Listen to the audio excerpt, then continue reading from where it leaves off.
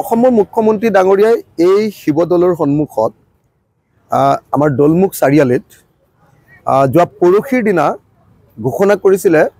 যে শিৱসাগৰৰ বিধায়ক অখিল গগৈয়ে ৰাতি 11 বজাৰ পাছত প্ৰত্যেক দিনাই মুখ্যমন্ত্ৰীলৈ ফোন কৰে আৰু তেখেতে এই কথাও ঘোষণা কৰিছিলে যে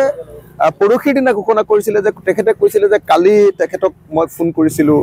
পৰহি তেখেতক মই ফোন কৰিছিলোঁ পৰহিৰ আগদিনা মই তেখেতক ফোন কৰিছিলোঁ আৰু পৰহিৰ আগদিনাও তাৰ আগদিনাও মই তেখেতক ফোন কৰিছিলোঁ এই বুলি অসমৰ মুখ্যমন্ত্ৰী ডাঙৰীয়াই আমি দলমুখ চাৰিআলিত কোৱা শুনিবলৈ পাইছিলোঁ মই যিদিনা তেখেতে এই কথা কৈছিলে সেইদিনাই প্ৰত্যাহ্বান জনাইছিলোঁ যে অসমৰ মুখ্যমন্ত্ৰীয়ে প্ৰমাণ দিব লাগে অখিল গগৈ ৰাতি 11টা বজাৰ পাছত দৈনিক অসমৰ মুখ্যমন্ত্ৰী হিমন্ত বিশ্ব শৰ্মালৈ ফোন কৰা বুলি যদি প্ৰমাণ দিব পাৰে তেতিয়াহ'লে বিধায়ক অখিল গগৈ বিধায়কৰ পদ ত্যাগ কৰিব এই বুলি মই প্ৰত্যাহ্বান জনাইছিলোঁ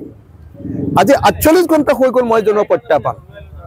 মই মুখ্যমন্ত্ৰীজনক প্ৰত্যাহ্বান জনাইছিলোঁ এজন বিধায়কে মই তেখেতক খুব টানকৈ কৈছিলোঁ যে যদি আপোনাৰ সাহস আছে আপোনাৰ হাতত যদি তথ্য আছে তেতিয়াহ'লে আপুনি 48 ঘণ্টাৰ ভিতৰত প্ৰমাণ কৰক আৰু আপুনি এটা পুৰস্কাৰ লাভ কৰক যে অখিল গগৈ যিজন অখিল গগৈক আপুনি কৈ আছিলে অসম বিধানসভাত আপুনি ৰেকৰ্ডত কৈ আছিলে যে আপুনি এই সূতাবিলাক যে পিন্ধে হাতৰ ৰঙা সূতা পিন্ধে অখিল গগৈ নামৰ ৰাহুটোৰ পৰা বাচিবৰ কাৰণে অখিল গগৈ নামৰ ৰাহুটোৰ পৰা বাচিবৰ কাৰণে আপুনি এই সূতাবিলাক পিন্ধে অৰ্থাৎ আপুনি অখিল গগৈক ভয় কৰে আৰু যিহেতু অখিল গগৈক ভয় কৰে এতিয়া মই আপোনাক এটা বাম্পাৰ অফাৰ দিছোঁ যে আপুনি কোৱা কথাটোকে প্ৰমাণ কৰি দিয়ক যে মই ৰাতি 11টা বজাৰ পাছত সদায় আপোনালৈ ফোন কৰোঁ আৰু লগে লগে মই বিধায়কৰ পদ ত্যাগ কৰি দিম আপুনি নিষ্কণ্টক হৈ যাব আপুনি অসম বিধানসভাত একদম দপদপাই থাকিব পাৰিব কিন্তু এতিয়ালৈকে অসমৰ মুখ্যমন্ত্ৰীৰ মাত হেৰাল এতিয়ালৈকে তেখেতে উত্তৰ দিব পৰা নাই এতিয়ালৈকে মোৰ প্ৰত্যাহ্বান তেখেতে গ্ৰহণ কৰিব পৰা নাই অসমৰ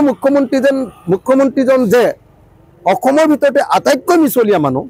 আৰু অসমৰ ইতিহাসৰ শ্ৰেষ্ঠ মিছলীয়া মানুহ সেই কথাটো এতিয়া প্ৰমাণিত হ'বলৈ গৈ আছে তেখেতে এতিয়া মাত পাতিব পৰা নাই মোৰ প্ৰশ্নৰ উত্তৰ দিব পৰা নাই মোৰ প্ৰত্যাহ্বান গ্ৰহণ কৰিব পৰা নাই মই আকৌ এবাৰ প্ৰত্যাহ্বান জনাইছোঁ আকৌ এবাৰ 24 ঘণ্টাৰ সময় দিছোঁ আজিৰ পৰা ভোটদান আজি 19 তাৰিখ হৈ আছে 24 ঘণ্টাৰ সময় দিছোঁ